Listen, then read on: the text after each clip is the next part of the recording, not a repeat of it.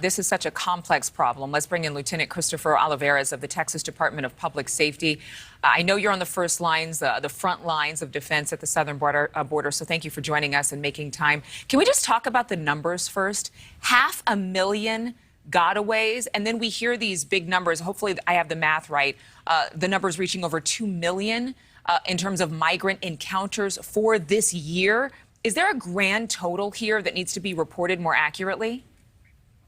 All right, so good morning. So, of course, we know that last fiscal year, there was over 1.7 million encounters at the southern border with nearly 400,000 gotaways. That's already over 2 million encounters at the southern border. Now, this fiscal year, for fiscal year 22, we know that there's already over 500,000 reported known gotaways, as well as we already surpassed last year's numbers of encounters with over 1.7 million. So if you take that into account, we have already encountered, not just only us as a state agency, what I mean by, but also U.S. Border Patrol as well, is over 4 million encounters at the southern border within those 2 fiscal years. But also what's very concerning and also disturbing is the amount of gotaways, known gotaways, close to 1 million if you combine both fiscal years. But again, we're only talking about the known gotaways, and known gotaways are those individuals, those immigrants that have tried to, or that actually already have made it into the United States, either set off a camera or a sensor or Border Patrol or other law enforcement are able to track these individuals off of foot tracks. And because of that, they're not able to actually apprehend these individuals. So because of that, you have over 1 million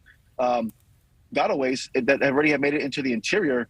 And that's only known, like I said, as I mentioned, that's a key where they're known. Also, there's the unknown gotaways that we don't know, that don't set off any cameras, any sensors, and those individuals actually go undetected. One thing that we did different, especially last year under Governor Abbott's Operation Lone Star, is that we started arresting illegal immigrants that were traversing on private ranches. Again, talking about those gotaways. And right now we have arrested over 4,700 illegal immigrants that are trying to traverse through these ranches, try to circumvent the checkpoints, try to make it further into the interior. And we know for a fact, and we've seen examples of these gotaways, even just most recently with one of the illegal immigrants that actually sexually assaulted a 10-year-old girl who actually had to cross state lines to get an abortion. That individual was a gotaway. So that's a clear example of how these individuals make it across. Now granted, not all those individuals are bad individuals or criminals, right, but there is some that actually mix in with these groups and try to make it into the interior, and they've done that. And so that's been for years. Concerning. Yeah, that's been a concern for years. It's just that we're finally hearing some of these stories finally firsthand. What kind of resources do you and your agency and other agencies need? I mean, obviously the focus has been on assisting women, mothers, children who are crossing. What resources are available right now to handle the single adults who are typically a gotaway?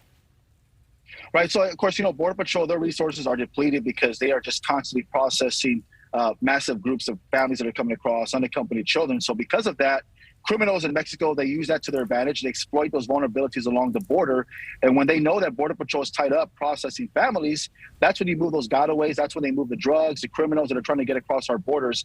The Texas Department of Public Safety, because of Operation Lone Star, we have deployed over 1,700 DPS personnel, as well as National Guardsmen. Our focus is to focus on those gotaways, focus on the criminal element to support our federal partners, but also what's also concerning, too, that we haven't talked about, and that's really not getting that much attention as well, is the unaccompanied children that are coming across our borders. I was out actually last week as well in the Rio Grande Valley in La Jolla, Texas, where I came across several, small little girls that make this journey from Honduras all by themselves, trying to get to their family in the United States. And all they have is a piece of paper with a phone number and an address. So that's very concerning right now. Right now, we are on record to surpass last year's number of unaccompanied children of 147,000 with over 161,000 this year alone with just unaccompanied children. So that's very concerning as well. And that's one thing that we are focusing on as a state, to make sure that if we do encounter these unaccompanied children, that they are not being exploited, they're not being abused or sexually assaulted, as well when they're making. It's terrible. Right. It's very concerning. My producers are indicating that we're out of time, but I have to ask you this question. Let's roll that soundbite from Mayor Eric Adams from New York, guys.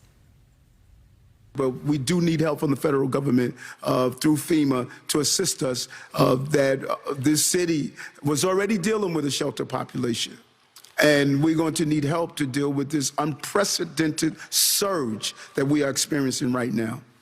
The mayor is talking about the surge of migrants in New York City. Now, for years, border agents have been saying how bad of a problem it is. Border mayors have been talking about how they don't have enough resources to help all the people who are coming across. Do you think that it's fair to blame Governor Abbott right now, as he has bused some of those immigrants to places like Washington, D.C. voluntarily they have to get on the bus. But still, what should we be doing next, especially as places like New York are complaining about the same things as people in San Antonio?